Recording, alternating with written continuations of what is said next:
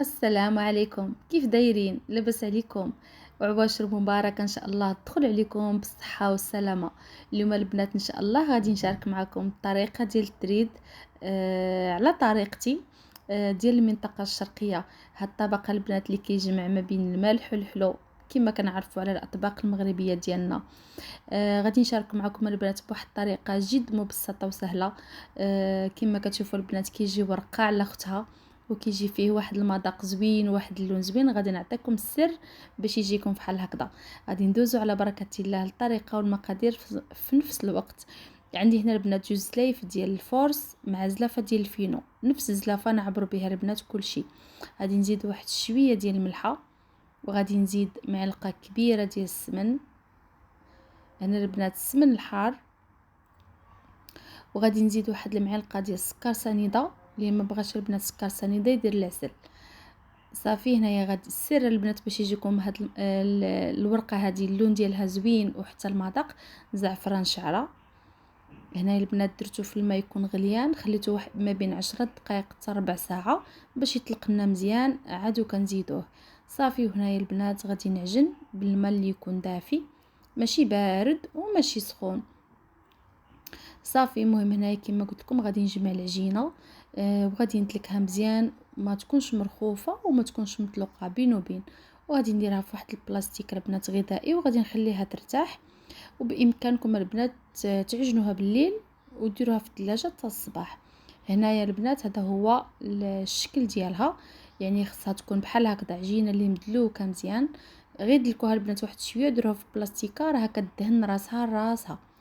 صافي هنايا غادي نحط حدايا الزيت، وغادي نبدا كنقطع في هاد العجين ديالي لقطع صغيره. البنات هنايا القطع يكونوا غير فايتين واحد شويه المشماشه. وصافي هنا البنات غادي نقطع ورق الطبخ ديالي، هو اللي غادي نقطعو على قد المقله اللي غادي نطيب فيها باش تجيني طريقه سهله. الطريقه البنات ما غاديش تعذبكم وما غاديش تقطع معكم الورقه، وغتجيكم حبه على اختها.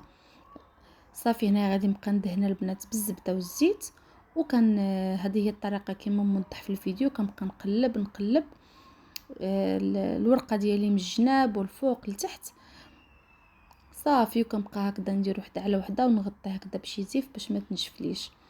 وصافي هنا كنكمل الكميه كامل اللي عندي، وهذه هي النتيجه البنات. كيجينا واحد التريد اللي زوين بزاف كما شفتوا، يعني اليد ديالي راه كتبان منه. غير جربوها البنات كيجي زوين بزاف. طريقه اللي زوينه وسهله في نفس الوقت كما قلت لكم، خصوصا المبتدئات ان شاء الله. هاد المولد هذا يصايبوا حتى هما التريد، علاش لا. ودابا البنات غادي ندوزو ان شاء الله باش غادي نوجدو وغادي نقولوا بسم الله ديالنا. عندي هنا البنات قياس ديال 5 ديال الدجاجات، درت ربطه ما بين القزبر والمعدنوس، 2 ليمونات معصرين كبار، ماشي الحامض البنات، الليمون. واحد 3 ديال المعالق كبار ديال الليمون معسل مطحون، كركوبه ديال الثومه كبيره مطحونه، هنايا 2 معالق ديال صغار ديال القعقله وبسيبيسه ونويره، و2 معالق ديال السكينجبير، و2 معالق ديال الخرقوم، ومعلقه مع مراش ديال البزار البنات دائما ما كنكثروهش. وغادي نزيد البنات واحد شويه ديال الكزاره راس معلقه، 2 ضمات ديال زعفران شعره، وزعفران البنات شعره لانني نسيت وما صورتوش هنا. وغادي نزيد معلقه كبيره ديال السمن. هنا البنات ما غاديش ندير الزيت حتى من بعد ان شاء الله عاد غندير الزيت. غادي نخلط البنات كلشي هاد المقادير هذه كما قلت لكم. زيدوا 2 طامات ديال زعفران وزعفران شعره لان غير ما تصوراتليش. صافي البنات هنايا غادي نبقى نفلح الدجاج ديالي، وغادي ندخل مزيان بين الجلده والعظم. وهنا البنات غادي ندوزو للتزيين. هنا البنات انا زينت بهاد المربعات وهاد الدوائر هادو ديال النوغا ديال اللوز. نتوما البنات زينوا باي حاجه عندكم متوفره في الدار، زينوا بها ان شاء الله البنات. حتى هاد النوغا هادي غادي نحطها لكم، راها كتجي البنات ساهله بزاف، ما كديش منكم حتى ربع ساعه ديال في التوجات ديالها، والطريقه ديالها ساهله بزاف. وكنلقاوها هكذا في لي باتيسري هكذا كنلقاوها، يعني الثمن ديالها كيكون طالع بزاف. غادي نشاركها معكم البنات حتى هي بطريقه سهله بزاف، وغادي ان شاء الله غادي تعجبكم. هنايا البنات كما شفتوا راه كنديموا ليها من الليمون ديالها، وغادي نعمرها بالنيسلي كراميل. غادي نمشي البنات دائما على الطيبه ديال الحلاوه. كما عرفتوا هذا الطبق هذا قلنا فيه المالح والحلو.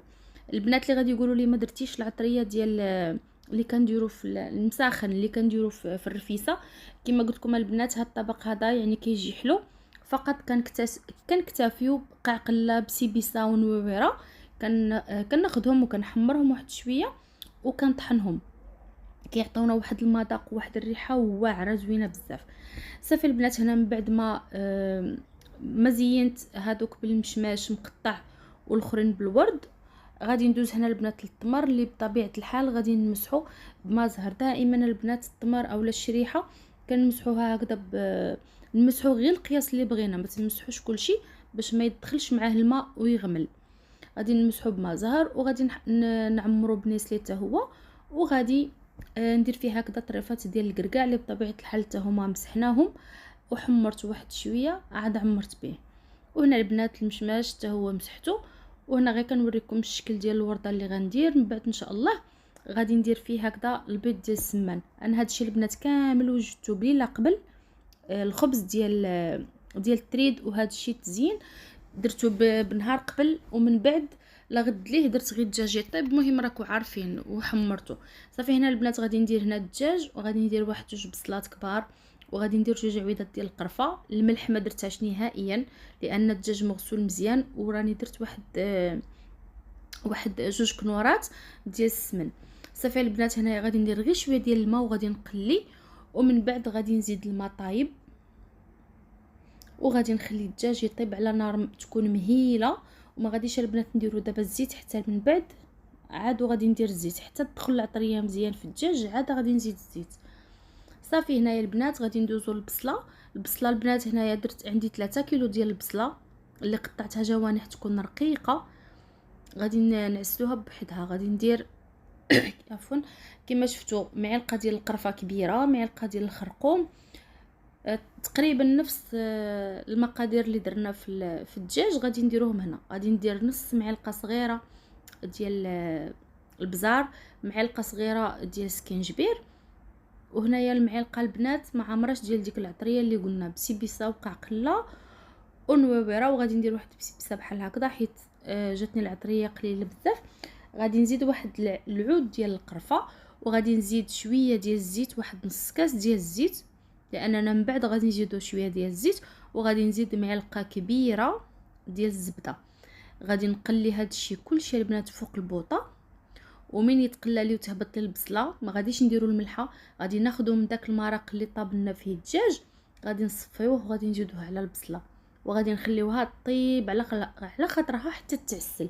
هذا هو الدجاج البنات من بعد ما طاب كنخليوه يبرد تماما عاد كنحمروه. هنايا دايره اللوزه البنات يتقلى. المهم هنايا عندي البصله، غادي هنا من بعد ما طاحت لي البصله مزيان طابت واحد شويه غادي نزيد واحد 3 المعالق كبار ديال العسل. انا استعملت هنايا البنات العسل الحر، نتوما استعملوا اي عسل بغيتو اولا استعملوا سكر سنيده. صافي هنايا البنات غادي نقص البوطه وغادي نخليها طيب على خطرها حتى تعسل مزيان. انتما غتشوفوا حتى ترجع لنا بحال هكذا ما يبقاش كاع فيها الماء نهائيا. صافي البنات هنا في هذه المرحله هذه غادي نطفي، وهذا المرق رديته هنايا ومن بعد غادي نصفيها البنات عاد غادي نسقي به التريد ديالي. هنايا البنات اللوز عندي نص كيلو ديال اللوز اللي كما شفتوا قليته وطحنته، ما طحنوش بزاف خليه واحد شويه هكذا يبان.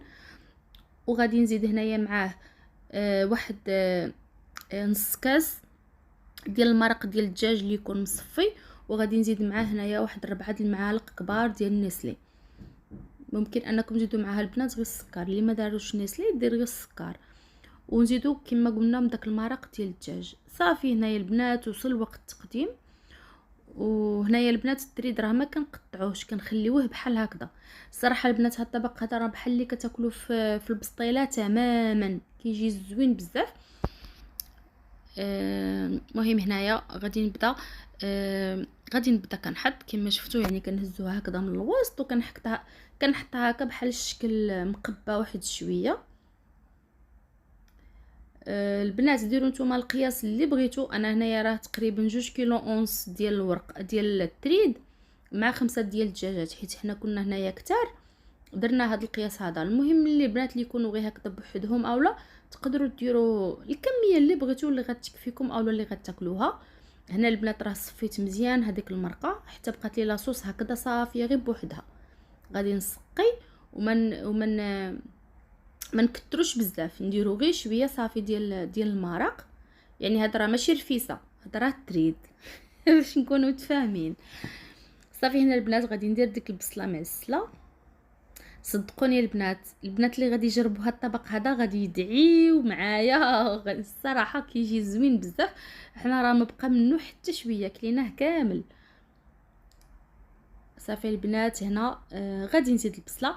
البنات راه ما تصورتليش واحد اللقطه من زدت الزيت في الدجاج. غادي تخليو الدجاج حتى يقرب يطيب وغادي تزيدوا واحد نص كاس ديال الزيت. صافي هنا كما شفتوا فرشت البصله ديالي هكذا وغادي نزيد عليها اللوز. كما قلت لكم البنات يعني التزيين اولا الحطه اللي غتحطوا بها نتوما كتبقى اختياريه. حنا حطينا كما قلنا في الطبق هذا حيت كنا كتار، والصراحه كيجي هذا البلاطو هذا الصراحه كتجي فيه الحطه زوينه بزاف، كتجي هماويه. المهم غادي ندير هكذا فوق اللوز وغادي ندير عاود نفرش الطبق الثاني.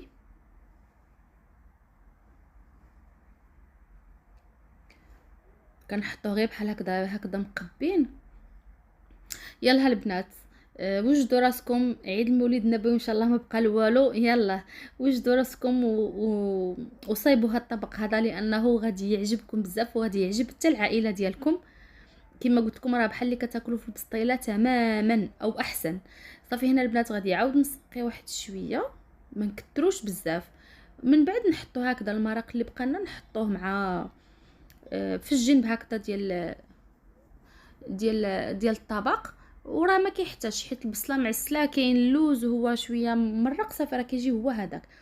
غادي عاود البنات ندير كما شفتوا دائره هكذا ديال البصله معسله وغادي ندير فوقها اللوز وانا ماشيه حتى نكمل الكميه اللي عندي. واحد الحاجه اخرى البنات نسيت، الدجاج من حمرته راه دهنته بالعسل والزبده. خلطت العسل والزبده، حطيت الدجاج على الظهر ديالو ولتحت ما درتلوش العسل حيت غادي يتحرق لنا. غادي نديروا العسل والزبده غير في الصدر الفوق، يعني كامل الفوق كندهنوه بالعسل والزبده ولتحت ما كندهنوه حتى بحاجه، كنخليوه غير هكاك. صافي تفاهمنا باش ما يتحرق لكمش حيت الا درتو العسل لتحت غادي يتحرق لكم.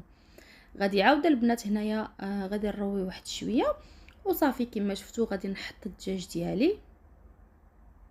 هنا البنات راه كان عندي دجاج من وزن 2 كيلو في الوحده. كنحطوهم البنات هكا مخالفين باش كل واحد يجي هكذا حداه الصدر، يجي حداه الفخذ، ماشي كلشي يجي حداه الصدر وكلشي يجي حداه الفخوده. كيجيو هكا مخالفين باش يعني ما بغى شي واحد يهز راه كيهز. صافي هنايا غادي نحطهم بحال هكذا وغادي ندير عليهم من الفوق البصله معسله وغادي ندير حتى اللوز.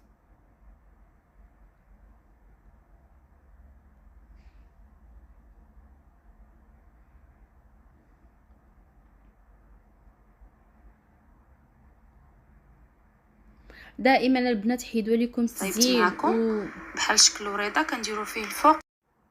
البنات كما قلت لكم دائما التزيين حيدوه عليكم بالنهار قبل، يعني اي حاجه فيها تزيين راه كتشد الوقت وكتشد اليد، يعني كنحيدوها علينا. ما حنايا كنا دايرينو الغدا ما غاديش يكفيكم البنات الوقت انكم ديروا كلشي في نهار واحد. دائما حيدوا عليكم الروينه في نهار قبل، والنهار اللي غادي يكون عندكم مثلا فيه الغداء او العشاء كيبقى عندكم مثلا الوقت غير الطياب وصافي.